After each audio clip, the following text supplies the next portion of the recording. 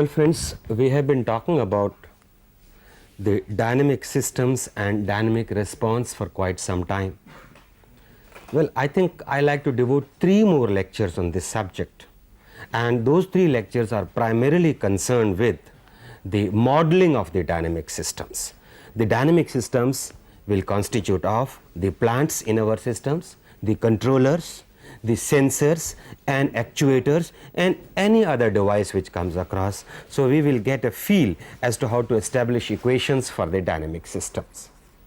As I told earlier that our major emphasis will be on application of the physical laws and therefrom transforming those differential equations to a more convenient form, and the convenient forms we are going to use are the state variable models and transfer function models.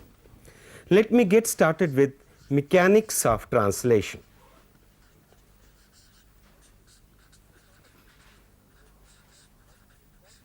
It is a sort of review, no doubt, but an important review because we have to use the models of the physical systems used in the control systems.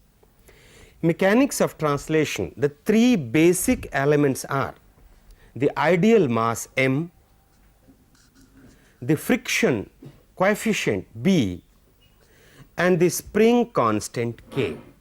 These are the 3 basic elements of a system coming under this topic, mechanics of translation. You will recall that we have come across these parameters earlier. The m component, the ideal mass, it is a particle of mass m, is actually a lumped parameter idealization of a distributed mass concentrated at its center of gravity. In a physical situation, you will not come across a particle of mass m. So, you see the approximations involved. It is the lumped parameter approximation of a distributed mass, but we will assume that the total mass is concentrated at its center of gravity and therefore, it can be approximated by a particle of mass m. Come to B, the frictional coefficient B. You see that the friction in a system can arise because of various phenomena and therefore, their models are also different. For example, there may be a constant friction, constant dry friction existing between 2 surfaces.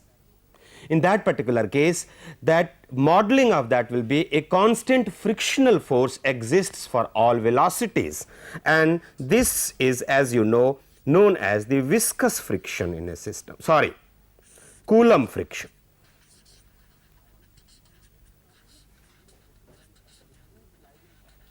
Now, if there is a mechanical, there is 2 sliding surfaces are there and there is a viscous medium, in that particular case the frictional force is normally proportional to the velocity.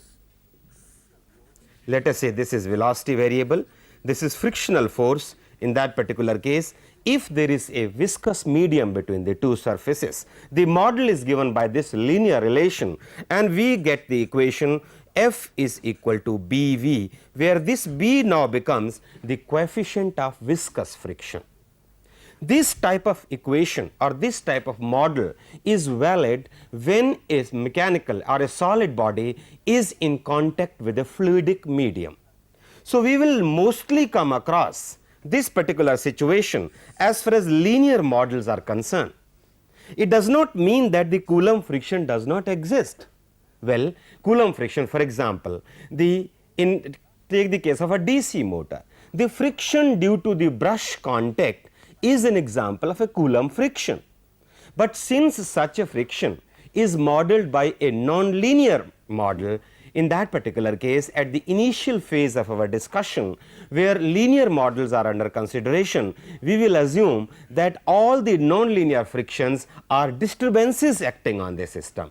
Instead of taking those frictions explicitly into the model, I will like to take those frictions as disturbances acting on the system, and our friction will be modeled as F is equal to BE, where B is the coefficient of the viscous friction. This becomes the second parameter. I will like you to understand very well the approximations involved. The MBK type of system, the mass spring damper system, when we take up for modeling, It does not mean that there is a physical situation which exists which can model the system as a spring mass damper system. It is actually an idealization, it is a gross approximation, but fortunately these approximations are working. They do give us useful result when our control system design is based on these approximations. The third example, the third parameter I wanted to take is the spring constant K. Whenever there is elastic effect, elastic deformation in a system, you will like to model it as a spring constant K. Okay? And this, as you know, the force due to the springy effect is equal to K into x, where x is the displacement and K you will call it the spring constant, F is the force due to the spring. Now, I will like you to recall, you need not take up this diagram, it is already there in your notes. Let us see that this is a physical situation. In this particular physical situation now, the first step will be to model it, to get the mathematical model for this if you want to analyze this particular system or you want to go for a design. Now, let us visualize what are the mass spring damper equivalents in this particular case. Take for example the load on this system. The load is going to be, just look at this, the power piston mass, the mass of the drive linkage and the mass of the wheels, and you can see its distributed nature, the power piston, the drive linkage and the wheels. But when you go for an approximate model, you will like to model this as a particle of mass m, and in this model this becomes the model of this physical situation. See the effect of the viscous friction. Where is the viscous friction in this particular case? Viscous friction, you can just see this piston is moving in this power cylinder and there is a viscous medium. So, the friction exerted on the piston, the friction which is opposing the motion of the piston is naturally a viscous friction situation. Similarly, there is a viscous medium in the drive linkage, the friction in this mechanical part is also a viscous friction.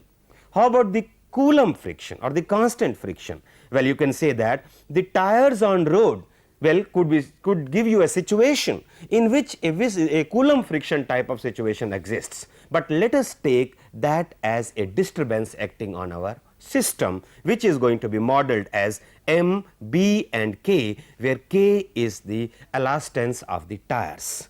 So, these three parameters capture this particular physical situation, and therefore, now onwards whenever I give you a mass spring damper model, keep in mind that this actually is a approximated situation of a physical system wherein there may be different types of physical phenomena taking place. However, this approximation will work. Well, there are situations where you will like to introduce friction yourself. You have seen that in considering the dynamic response, we have taken up different situations. Zeta is equal to 0 is your undamped system, zeta greater than 0 less than 1 is an underdamped system, and zeta equal to 1 we called it a critically damped system, and zeta greater than 1 is an overdamped system. And depending upon the situation, depending upon the demand on the control system, you may like to go for one of this, and therefore, you will like to control the damping on the system. If you want to control the damping, it means you may like to introduce a damping parameter. One is unintentional damping, unintentional friction. So, there may be a situation wherein intentional friction is introduced in the system, so that damping in the system can be properly controlled. And the physical system required to control damping is a dashpot.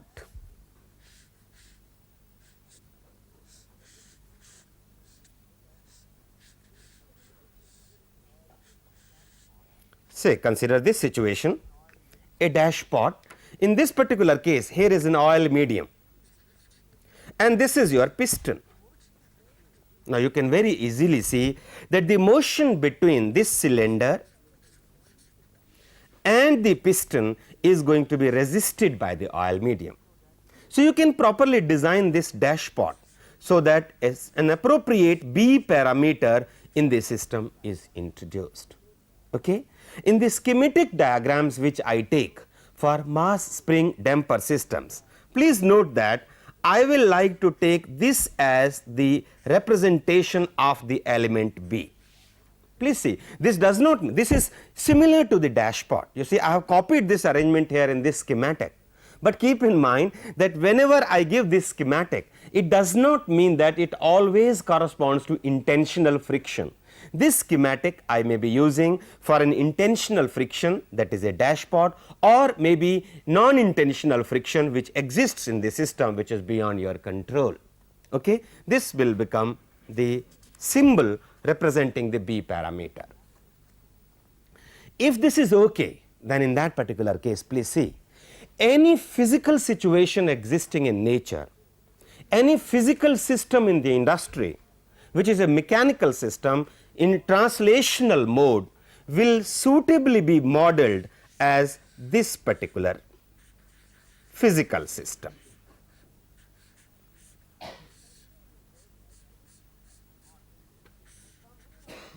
This will become my model, and from here onwards I will write the differential equations and transform those equations into a transfer function model or a state variable model.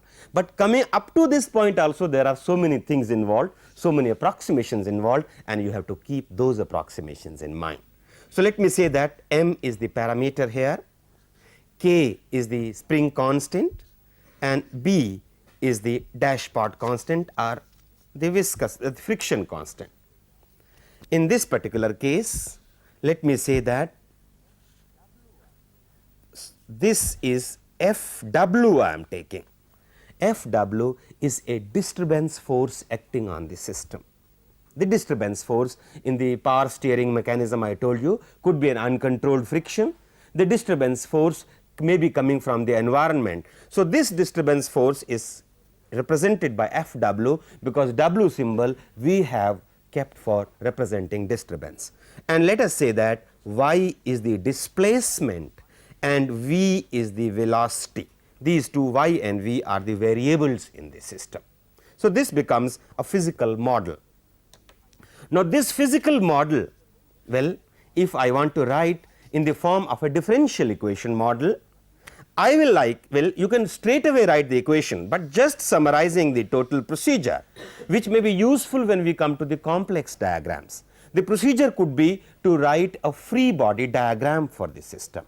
A free body diagram will show the masses as the nodes, and all the forces acting on the masses will be represented by suitable arrows. So, in this case, let me say that there is only one mass. This is the mass m shown over here in a free body, and here is a force F, the applied force acting on it. There will be a force Fw, the disturbance force acting in the opposite direction. The motion is y in this direction. The spring force Ky will oppose the motion and hence in the opposite direction. The frictional force Bv will oppose the motion and therefore in this direction. This becomes the free body diagram. Keep in mind, the inertial force due to mass m itself will also oppose the motion. So, what is the force balance equation? The forces helping the motion, the forces helping the motion is equal to the forces opposing the motion, and hence the equation which can immediately be written will look like this: m v dot, it is the inertial force due to mass, plus b v plus k y equal to F minus F w. This is the net force acting on the system, please. F minus F w, the applied and the disturbance force net force acting on the system. One point may please be noted here, that this is a disturbance which can even help the applied force, because we are taking minus sign here. However, it is an algebraic quantity. A wind force may be helping the motion, or a wind force on a mechanical mass may be opposing the motion. So, Fw is an algebraic quantity. In a mathematical model, we will show F minus Fw, but keep in mind it can oppose the motion or it can even help the motion, depends upon the nature of disturbance. But even helping the motion is a disturbance, because you have not designed your system for that. Okay? So, the word disturbance is still valid, the system has not been designed taking FW into consideration. Okay? Now, this is your model. Now, you know it now. If I want to convert it into a state variable model, I will define x1 is equal to y as one state variable, x2 is equal to v is equal to y dot as the other state variable. Since we have already written a model of this nature, let me not repeat that. Instead, let me write the transfer function model for this system. The transfer function model, when you want to write, you will please note the transfer function is defined between an input and an output. So, this is a system which is a 2 input 1 output system, the 2 inputs being the applied force F and the disturbance force FW. So, you will note that in this case, well, I like to take another slide and write it in this form, my double dot. Please see the change now. I am writing my equation in terms of the output variable y only. V by dot plus ky equal to f minus fw. 2 input 1 output system, and the transfer function is a single input single output description, and therefore, in a symbolic diagram the system looks like this: a plus symbol here, a minus symbol here, and fw here. Now, you see that this is the net input applied to the physical system, and you can say that this is the transfer function Gs, and here is the output variable y. In terms of Laplace domain, in terms of Laplace variables, this becomes the block diagram description. So, you see that the transfer function you can write only either between y and f or between y and fw. Okay?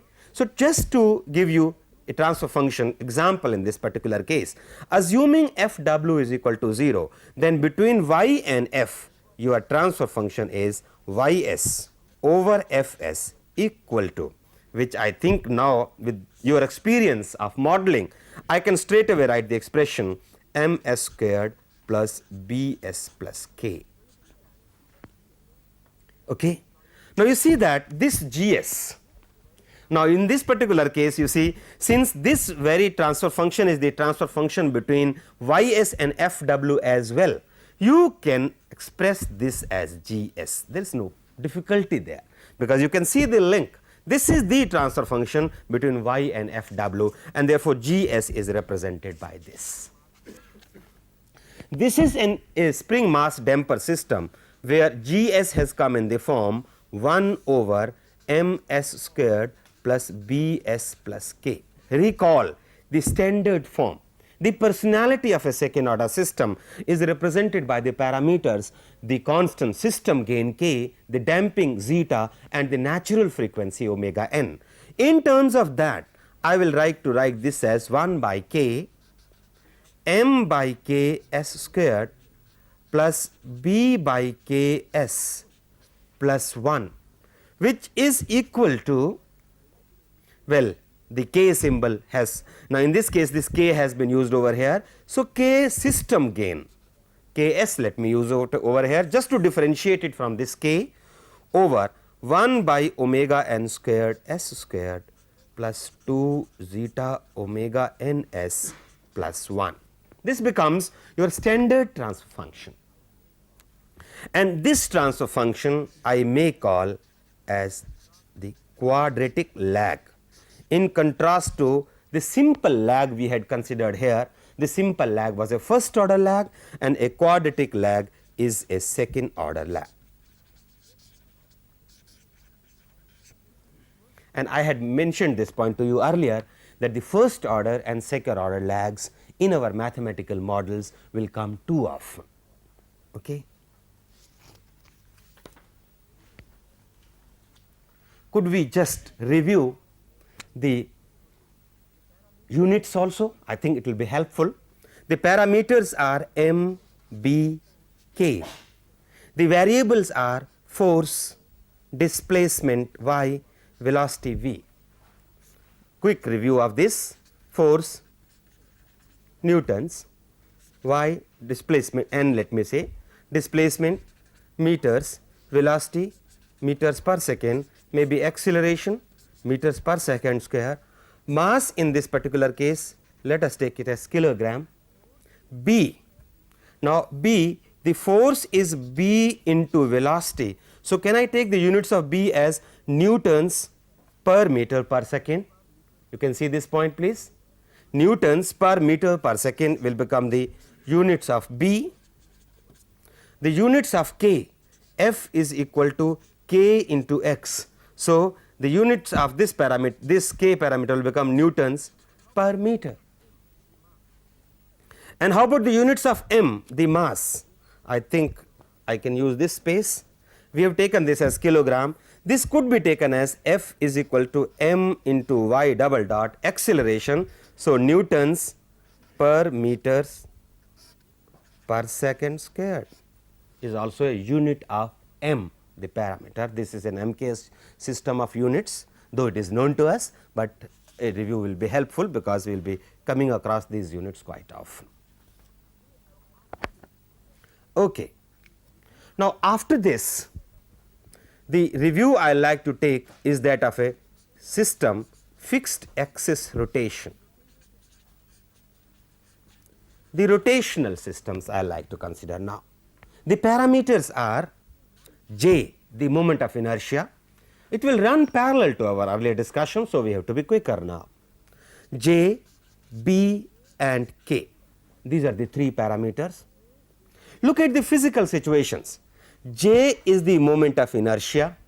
Recall the example of steering of an antenna we had taken earlier. So, the moment of inertia of the antenna could be this J parameter. Okay? I need your attention here. The moment of inertia of the antenna, I said, it is the load on the system. It will be taken as the inertial parameter J. But if I give you the block diagram of the system we had taken for steering an antenna, this was the situation. This we have already discussed. Now, please see what is our modeling exercise. Our modeling will be like this. The actuator here is the motor. The motor shaft also has its own inertia. The tachometer installed on the motor shaft has an inertia, because naturally, though this inertial parameter or this inertia effect may be negligibly small compared to that of the antenna, but in any situation where this is also appreciable, you please note that what is the total parameter J? The inertia due to the motor rotor and shaft, the inertia due to tacho generator, the inertia contributed by the gears and the inertia of the antenna, the total lumped into a single parameter J when it comes to modeling. Okay? When it comes to modeling of the system. Now, all these are moving in certain media. So, the viscous friction component is the total friction given to these particular rotors and shafts by the viscous medium.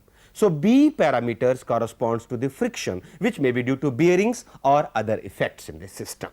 So, you see that the effects are quite distributed, but you are lumping them into the parameters J and B for the purpose of modeling. Let me see the spring effect K.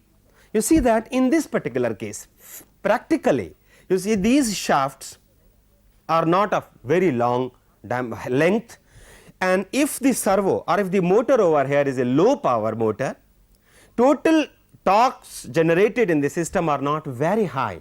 What normally is done, the torsional effect on the springs is neglected and the K parameter is normally not taken, but it does not mean that it cannot exist. The robot control system, for example, when we take such a situation, well, the rigidness of the shaft may be ignored and you may have to go for the including the flexibility in the system. In that particular case, the K parameter will also exist. So, you can see that the K parameter is due to the torsional effect of the shaft, which in many industrial applications you will like to neglect, and therefore, in many of the situations the parameters which we will come across in the mechanical rotational system will be these two components J and B. Okay? So, if we agree with this, Then let us take a physical model of the system. The physical model of the system will look like this in that case. Well, I will represent the inertial element like this, coming to a physical situation, physical model of a situation which you have to handle, which you have to control. So, this is the shaft, here is the applied torque T, the frictional effect, this you can say is a sort of damper for rotational systems, schematic of a damper or a dashpot for rotational systems. B is the parameter for this. Okay. Let me say that in this particular case Tw I take as the disturbance torque on the system, the disturbance torque. The rotation will be theta and velocity is theta dot. Okay. Now, here itself I think let me make it in this space the free body diagram. The free body diagram will look like this. This is your free body J. Keep in mind that the inertial torque due to J will oppose the motion. Okay. That may not be shown explicitly as a force vector here. The applied torque T on the free body, the disturbance torque Tw. What are the other forces, please? The other force which I have to show, because the K parameter has been ignored, the other force I have to show here which will oppose the motion is K theta. I am sorry, B theta dot. K has been ignored, it is B theta dot which is acting on the system, and therefore, the mathematical model, a differential equation model for the system becomes J theta double dot plus B theta dot equal to T minus Tw. This is the net torque acting on the system. Taking it in the transfer function form, I can now directly draw this diagram and write the transfer function. I hope you will agree with me. Gs I am writing as 1 over J S plus B into S. This is the transfer function with theta s as the output variable. This is your TWS here with a negative sign we have taken as a standard convention.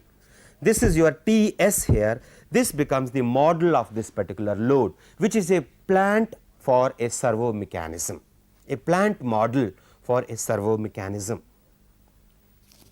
Look at this GS. The GS we have taken is in this form 1 over S into JS plus B. You will please note in the standard form it will be represented as 1 by B over S into tau S plus 1, where tau parameter is equal to J by B. You will see, you will look at the units of J and B, you will find that this tau parameter takes the units of time. It is a time constant of the system which naturally has to take the units of time if the units are consistent. Okay? This becomes the tau parameter, and you can see this is consisting of an integrator. Look at the denominator, 1 by S is an integrator and 1 by tau S plus 1 is a simple lag or a first order lag. So, your mathematical model consists of an integrator and a simple lag cascaded together. Okay. The same system you may take, the same system, but if I take omega as the output variable, because output variable is an attribute in which I am interested in.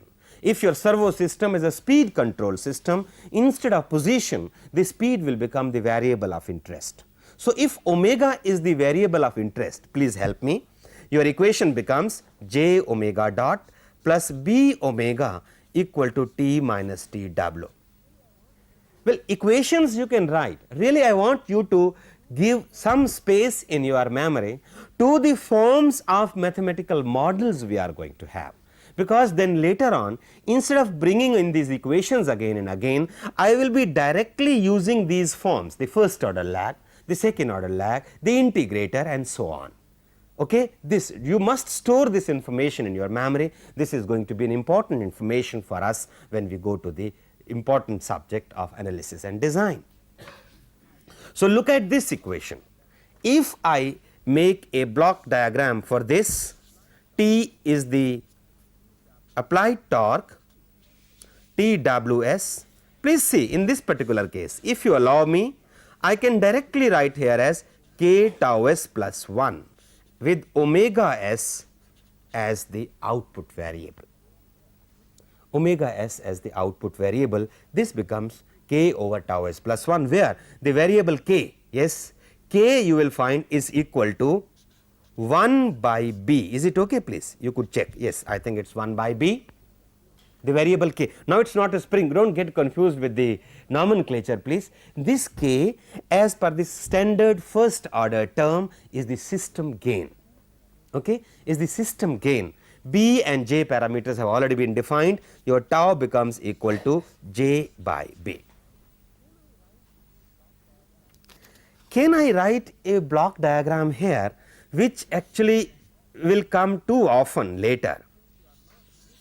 And at this stage, since you are now equipped to visualize this block diagram, it will be in order if I put this block of the servo system here. K over tau s plus 1 omega s 1 over s theta s. You will please see that a motor in a position control system has an integrating effect. There is no physical integrator as such present as an electrical circuit, but look at the effect, look at the total dynamics. In this particular case, you find that T minus Tw is the applied torque, and if it is a motor is an actuator for a position control system, it consists of these two blocks, a first order lag as an integrator. Okay. See the integrating effect of the motor, okay. And in this particular case, this, if I put the time variables over here, variables in time domain theta, theta dot and T and Tw become the time domain variables as far as this total system is concerned. In a Laplace domain block diagram, a passing comment for you, please. If I ask you, see, transformation from the so called state variable model to the transfer function model we have already taken, and it was so simple, because you had taken the Laplace transform of the differential equations assuming initial conditions as 0, manipulations of those equations gave you the transfer function. Please see, if I give you a transfer function model in the block diagram form, you will see that the outputs of the integrators are suitable state variables. In this particular block diagram, if I ask you to write the state variable model for this system, please see, immediately you can take x1 is the output of the integrator. This is a state variable, one state variable, theta dot or omega is the output of this first order lag, which is also an integrator, a filter along with the filter. So, this you can take as x2, the state variable, and your state variable model becomes, please see, directly from the, you need not, you see, go to the differential equation model for that.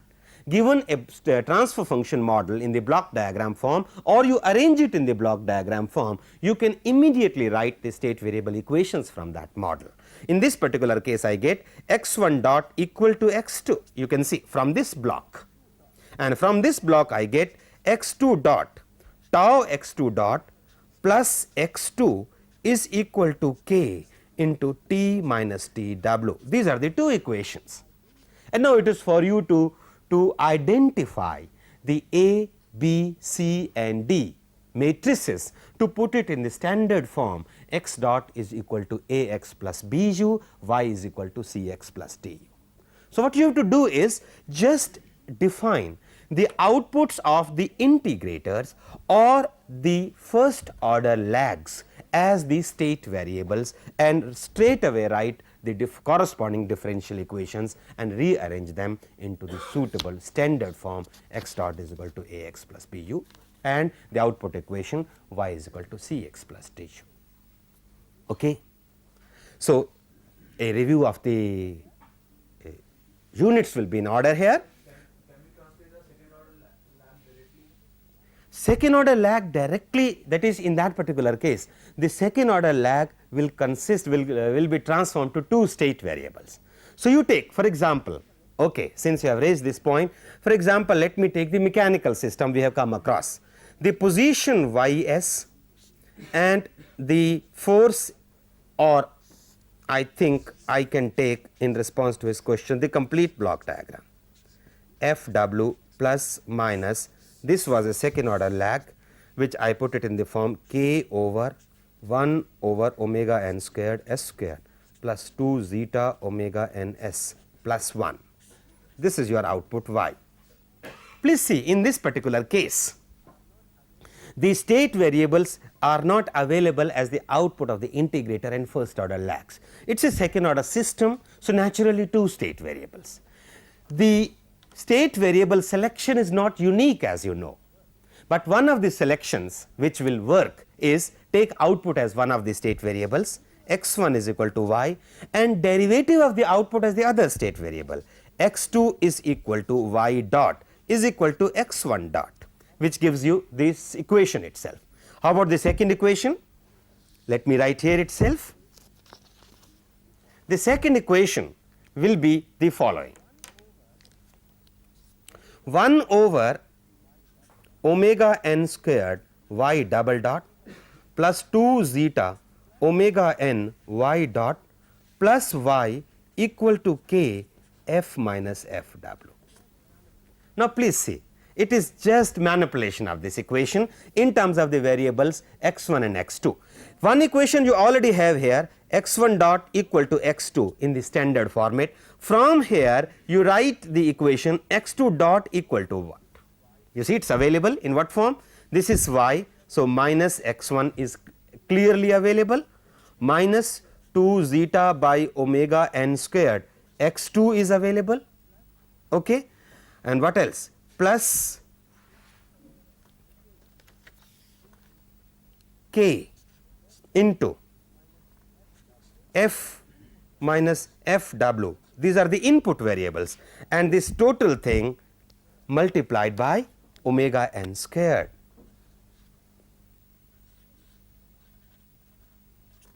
Is it all right, please? This is the equation which I have written for x2 dot. Now, you have to identify the suitable parameters. This is written in terms of x1, x2, f and fw. You will please note here, I mean, yes, it is good that I realize this point, that there are two inputs f and fw, and therefore, your state variable model will come in the form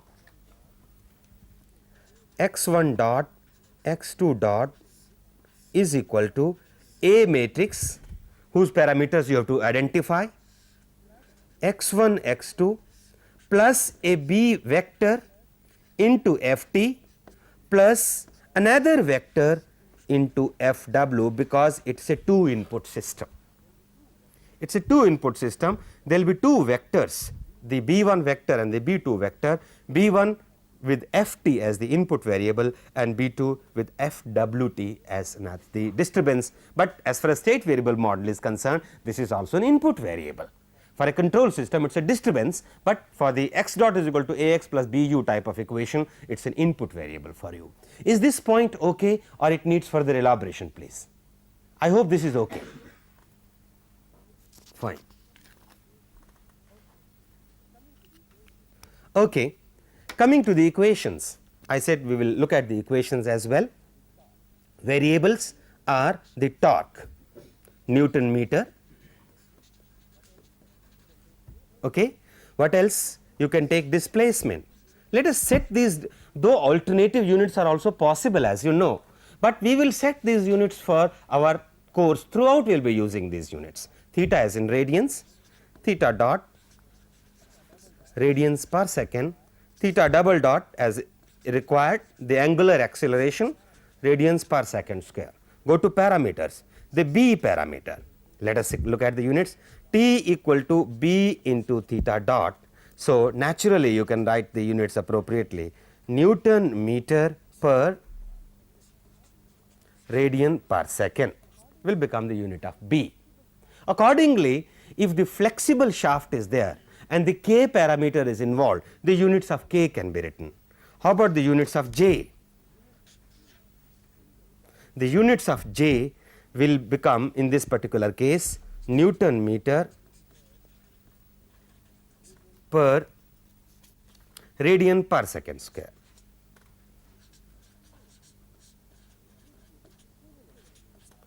Please see the equivalent units of j are equivalent to this kilogram meter square. So, I will be using sometimes Newton meter per radian per second square or kilogram meter square. Okay. Now, I think I like to take up today, I have to take couple of examples, modeling examples, but looking at the time, instead of taking a modeling example, I like to set analogous variables into your mind. What is the principle of analogous variables? And that is suitably illustrated through an electrical circuit. So, I take an electrical circuit here with a current source I, the resistance R, the inductor parameter L and the capacitor parameter C. Okay? And if you understand this point, the analogous variables, you will find that any mechanical system, the mass spring damper system, for we the electrical engineers, becomes an equivalent electrical circuit, and all the equations of modeling, the force balance equation, can be written in terms of, as you will see, the nodal equations. Okay? We will be able to visualize those equations in the form of nodal equations. Look at this point, this is our node. Okay? This node is represented by, let us say, the voltage E. So, the current I is the source current. Let me take I1 here, I2 here and I3, the 3 currents. As you know, the mathematical model for this system becomes E by R plus I2 plus C dE by dt is equal to I. This becomes the mathematical model, and if I want to write I2, L dI2 by dt becomes equal to E is the second equation. You know, if you have to transform these equations into a state variable model, it is a simple situation.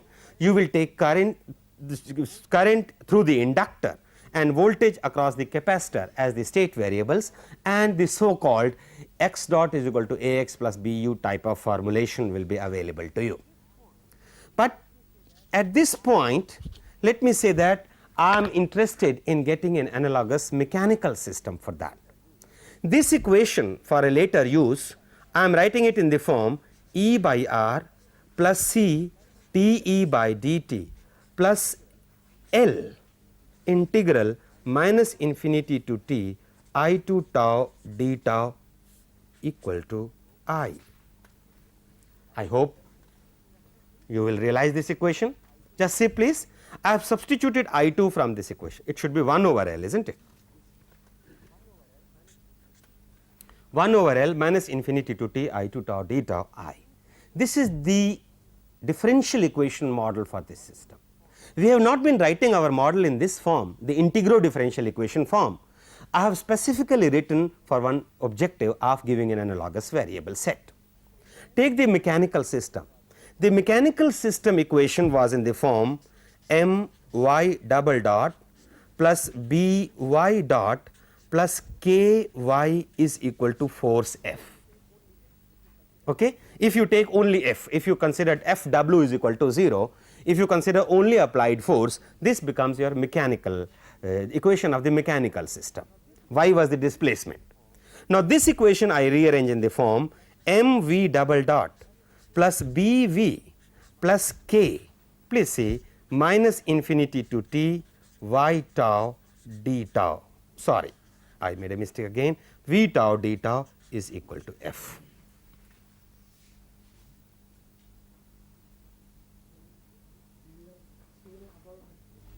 V variable, yes please. First line E tau in the integral.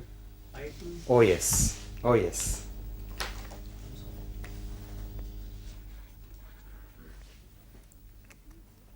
Okay. Now, please look at these two equations. You see, if these two differential equations are identical, in that particular case, whether you give a force, step force input over here and measure the response V, or you give a step current here and measure the response E, the two will behave identically as far as dynamic response is concerned. Actually, this is the basic principle of your analog computer. The two equations are analogous, meaning thereby that the two systems are analogous. If you want to study this particular system, you can study this system and then translate the conclusions of this particular system into an appropriate form as far as the mechanical system is concerned. Since electrical systems, particularly electrical circuits, can easily be manipulated, can easily be worked with experimentally, normally when we take up analogous systems, we take the analogous to electrical form. A mechanical system, it is an electrical analog, a thermal system, it is electrical analog, liquid level system, it is electrical analog, because the electrical circuit can easily be experimented with.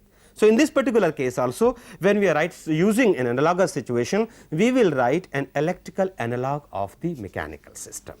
So, look at this, let me retain these two equations over here, so that we can compare the two. You can find that the force F is analogous to current I. The velocity V is analogous to the voltage E. Let us look at the parameters. M you find C, B. What is B? B, if you see the it is 1 by R on the electrical side, and K you find is 1 by L as far as electrical circuit is concerned. Okay? These are analogous variables, and since different analogies are possible, let us give the name to this, a force current analogy, and we will be using, wherever required, we will be using this type of analogy, a force current analogy. Other could be a force voltage analogy, where the equations are written in a different way. Okay? So, that is why I said that if you visualize this, then writing equations for mechanical systems will become very simple for you, because we will immediately write the nodal equations for the mechanical systems as well. Now, look at the mechanical translational system. There is no problem over here. You can write the equivalent variable here. Force becomes the torque T. So, it is analogous to current. V, the angular velocity omega, is analogous to voltage. M, replace it by moment of inertia J. B is B itself, and K, it will exist for flexible shafts. So, these becomes the analogous variables in what is called the torque current analogy. Okay? I think that is enough for today, and I will take a couple of examples on modeling in the next lecture. Thank you.